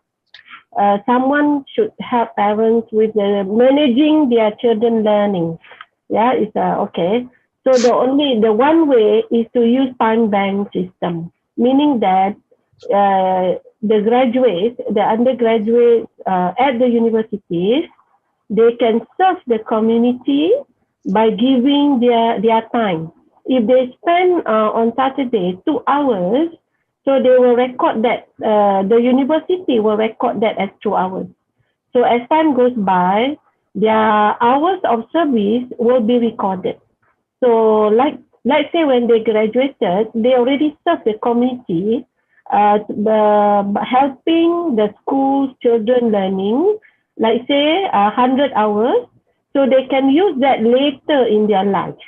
For example, they got married, they have children, and they can go back to the universities and request the universities 100 hours of time that they had last time served. Now the university students volunteer to serve their children. So I think this the university students will volunteer because everybody wants time bank because for the future. And this time bank also can be used not only for school children learning management, but also can be used for the elderly, you know. If these students help the elderly during, for example, I am old, I have no children, I am ill, I can call the welfare center, for example, I need 3 hours of care. And this is the time for students, universities to volunteer 3 hours because they need that time bank. Okay, but in the future, if they get old, they can go back to the welfare center. I'm now very ill. I need help. I need 6 hours of help. So this is time bank system. So the community serve the community. The community serve the community. It's a positive cycles from our community. Wow, it's really nice. Yes. And then what about the counseling for parents? Okay, the counseling and these parents, because a lot of parents become very stressful. They don't understand they don't know how to help their children with this. That's why we have community learning tutor to help them, you know. But number two is the place for them to express only their feelings. So it can be done by the university, the counseling centers, or the counseling centers of the universities can go to schools during certain hours for parents who need help, because some parents are very frustrated. They want to help their children and they think that the children are not learning anything because they are playful, they use the handphone for the wrong purpose and so on. So they don't know how to discipline their children to follow the timetable, to be honest with the online learning and so on. So these are the new issues actually among the parents. So we can teach parents how to use a handphone for motivation of learning for the children. Actually. Okay, that's all. Okay, thank you very much, Prof. Yeah. All right. not Aisha. So later we will back to you because we have another question from you. But we have a question for Sister Merceditas about the collaboration. We have alumni in here that asked for the collaboration between University Megareski and then St. Paul University because he wants to continue their study in St. Paul University. What about Sister Merceditas? Time is yours. Yeah. So, is he a student? Yes. Yeah. He's Okay. an alumni from University Megareski. Okay. So we have an ongoing partnership with the University of Megareski, and we have Indonesian students enrolled right now. So during this pandemic, of course, we have distance education. So we are welcoming international students. So we are open, and we have other areas of collaboration aside from the studies. We can also collaborate in research, in seminars like this, and in exchange of faculty and students like immersion and on the job training, particularly in healthcare education. Thank you very much. So I hope Ifuling, his name is Ifuling Audrin Jansen. So I hope Ifuling already hear your answer. We have our Facebook, and we have our online. Yes. I can write it in the chat, the website, and then the links are there. Thank you very much. Now, I have another question from Professor Sirat Gohwong. Hello, or another committee want to ask about three presenter for. But I have a question about to Prof. Sirat Gohwong because your topic about education and technology management, and this is probably technical issue related with the technology. What about you overcome if some low internet bandwidth and then the situation in a rural area? So is it possible to keep on e-learning system with that situation? To Professor Sirat Gohwong? Okay. Yes. For my experiences, internet is quite a big problem in Thailand because our backbone is quite moderate, not good. However, when I use Google Classroom during COVID-19, I have to say that I saved my lecture into crypt by Banditcamp, and then I upload it to Google Classroom, and it can help a lot because when we use real-time lecture, live lecture is sometimes is quite I have to say quite a poor performance for some student in some area.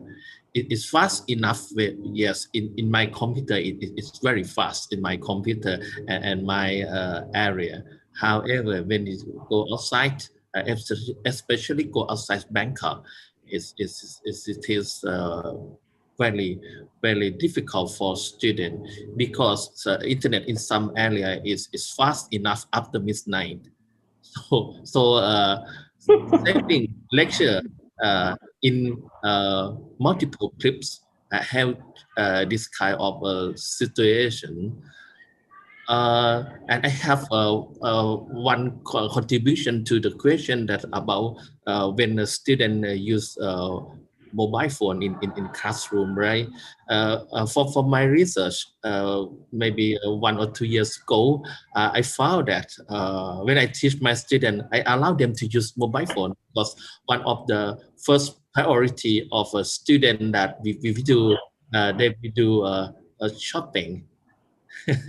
I always say in class that I will not stop you using the mobile phone because we try to help to increase our GDP. but that I think that nowadays students use mobile phone a lot. Have you experienced, sorry, have you experienced low presence classroom? The absency is getting low in your classroom. I mean, yeah, because of the e-learning. Have you experienced about that one?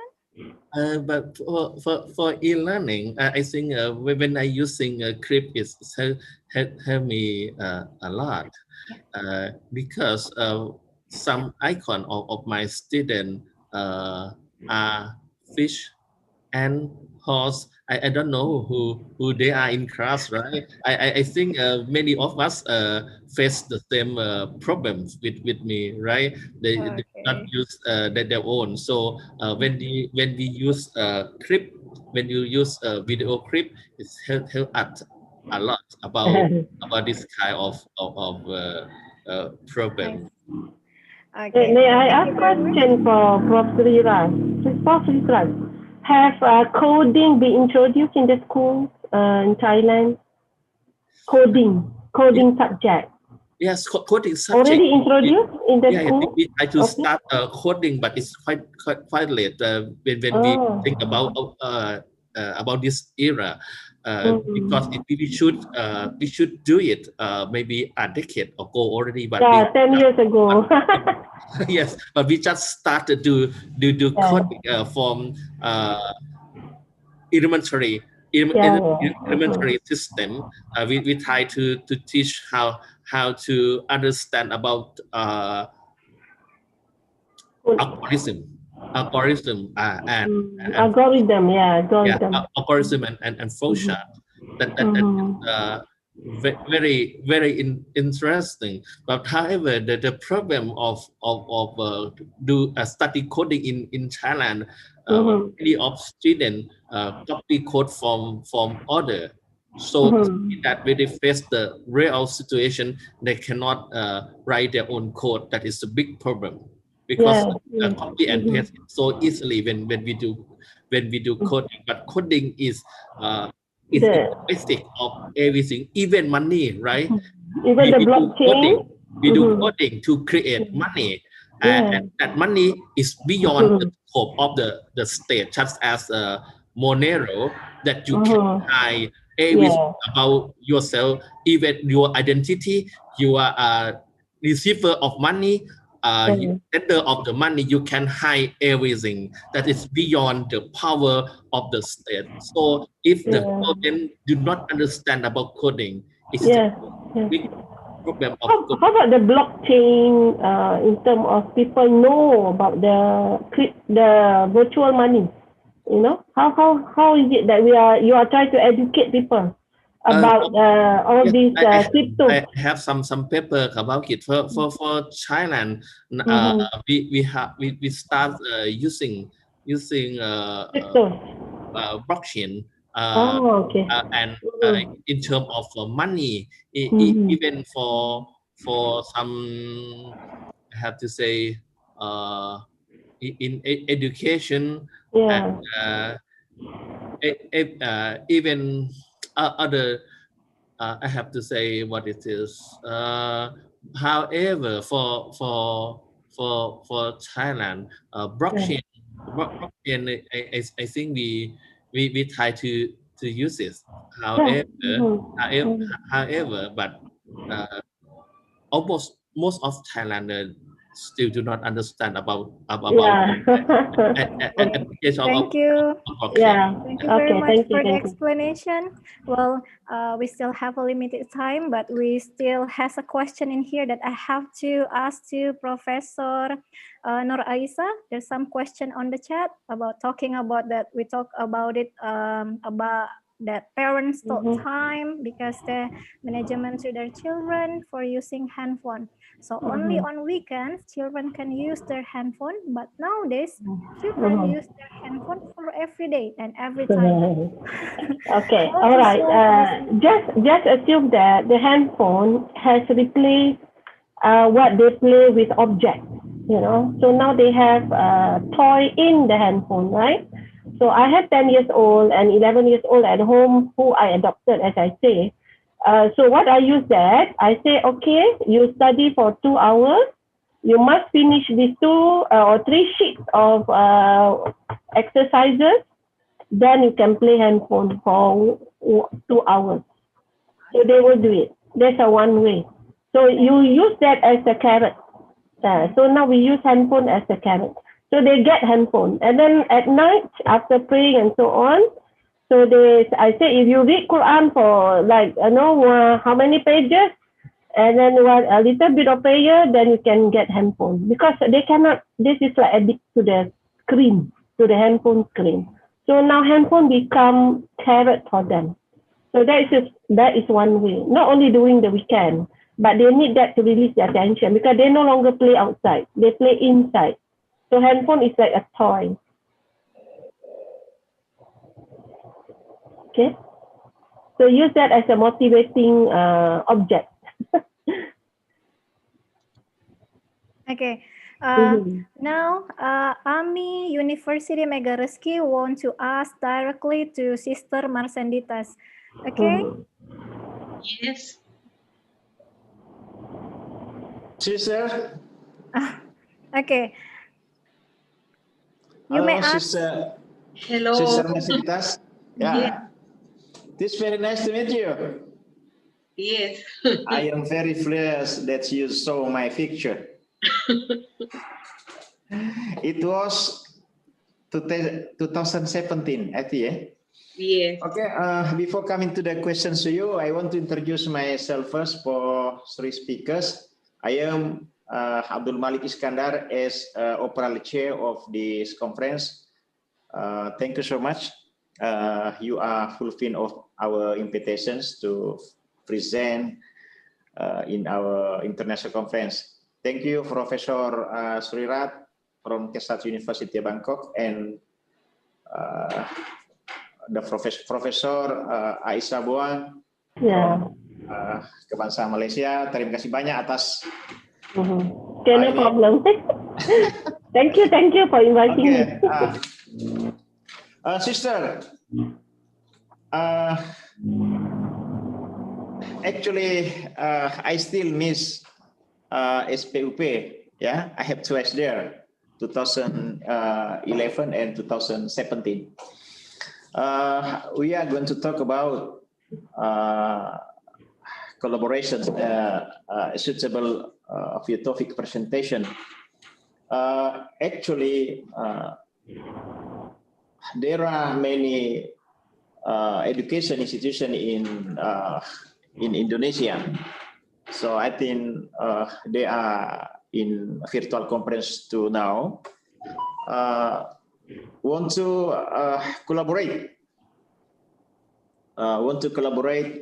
Some higher education institution, especially in broad, because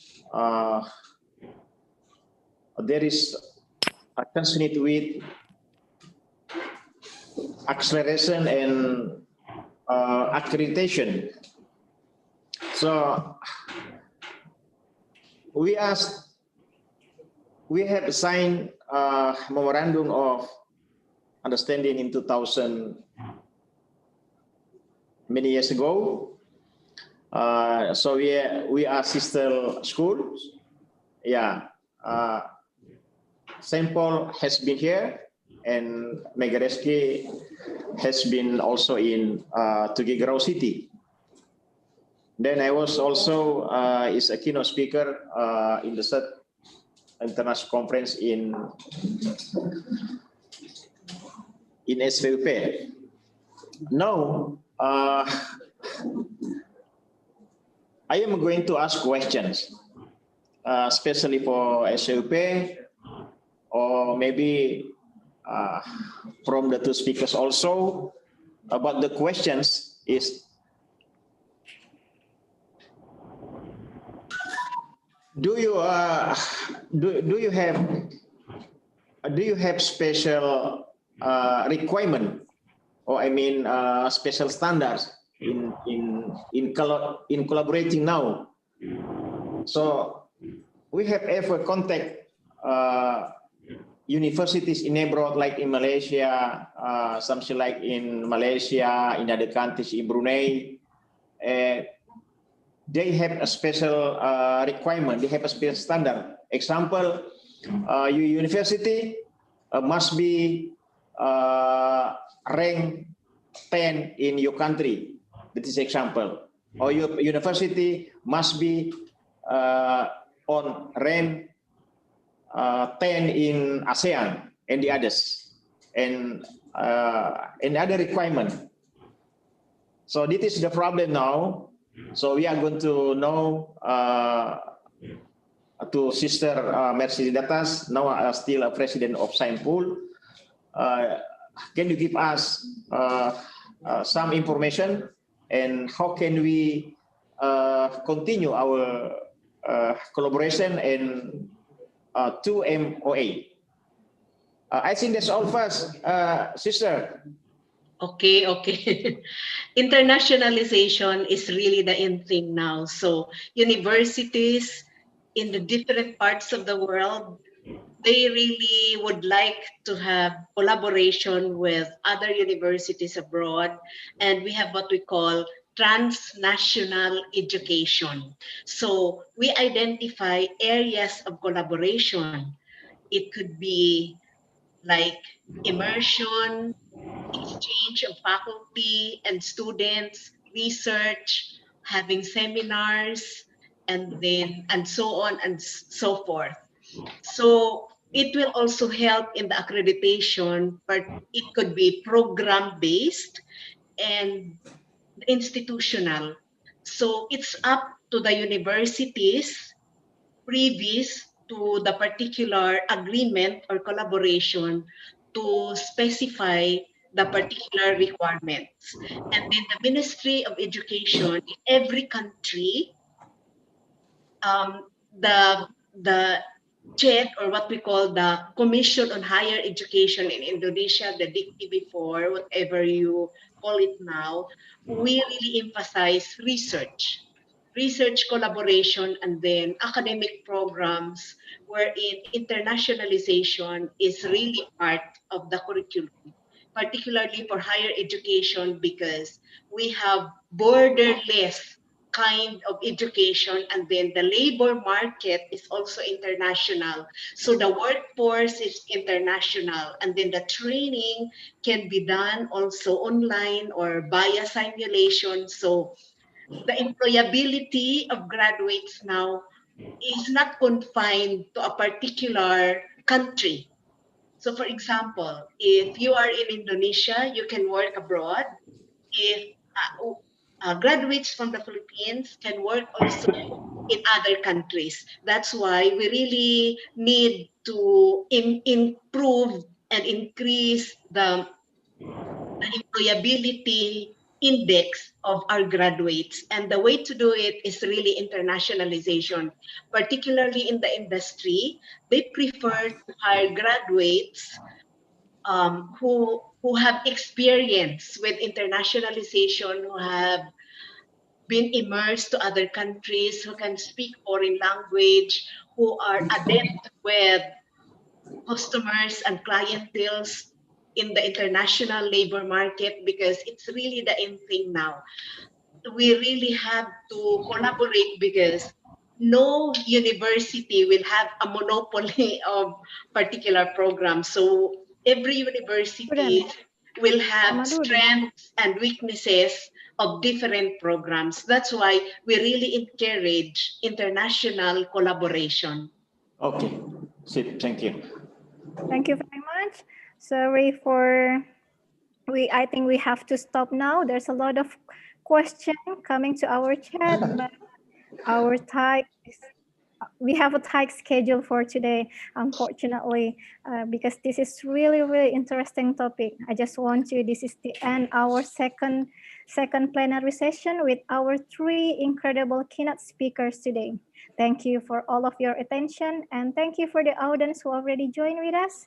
Hope see you again for the second international conference, Health, Education, and Computer Science Technology, presented by Megariski University.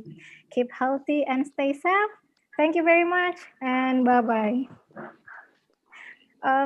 Probably before there's a photo session for 3-hour presenter and the committee. So we have some documentation for our second plenary session. Okay, saya ambil dulu.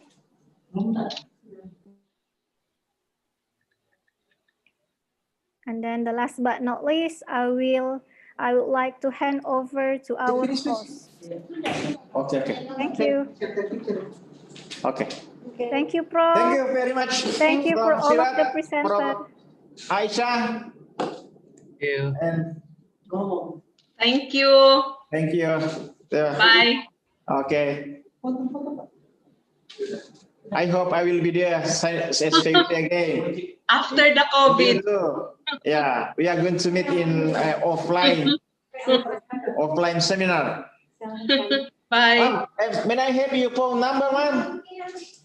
Because Dr. Jeremy doesn't give me your WhatsApp number.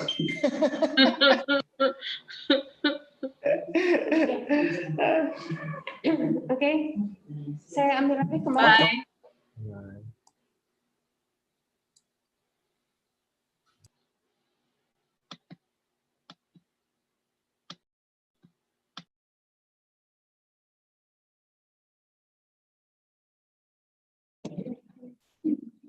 Okay, thank you so much.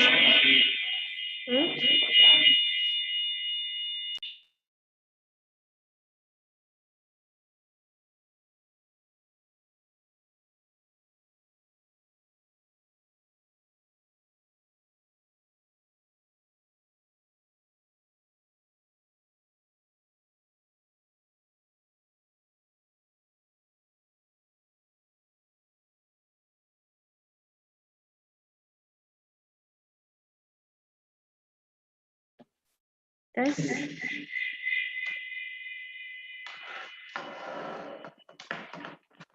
Anybody can hear my voice?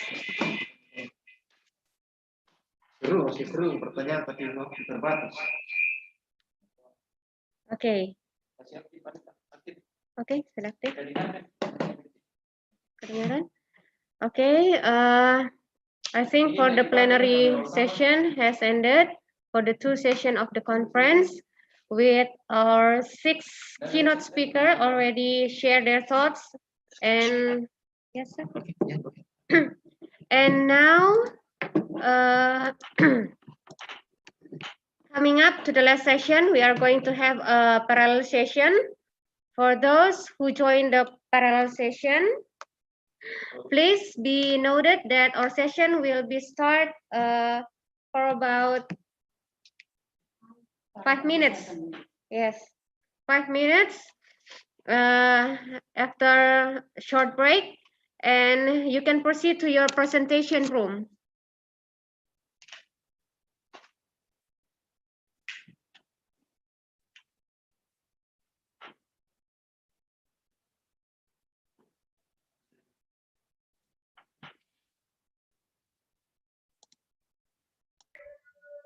Bu Cik, gimana Bu Cik? Saya bagi roomnya atau gimana?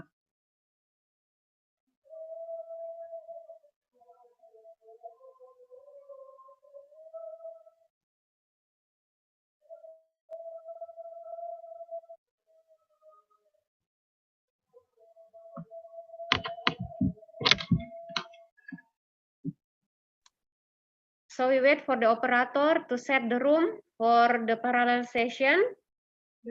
Yes.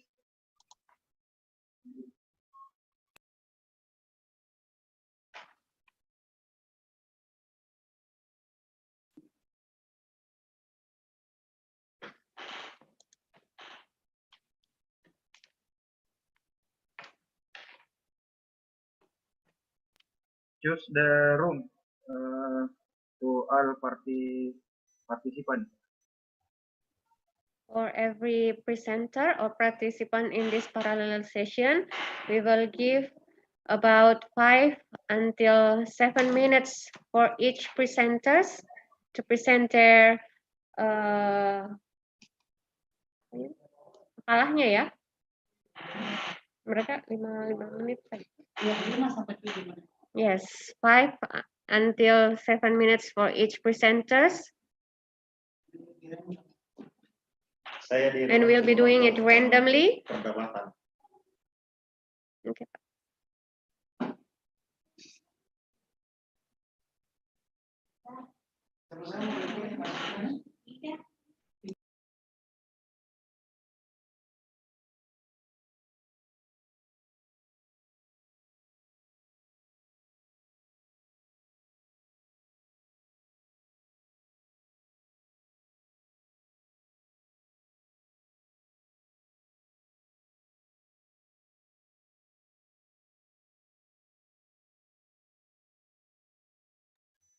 Bu Ici, ada yang sudah berhasil join di tempatnya?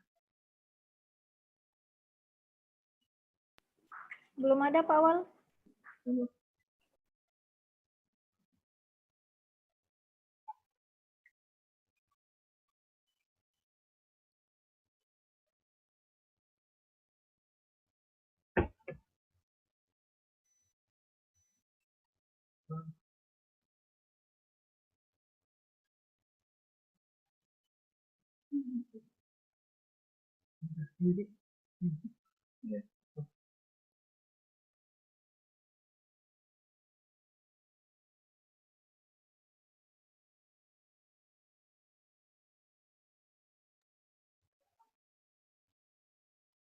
Coba peserta masing-masing untuk join di kelasnya, di roomnya.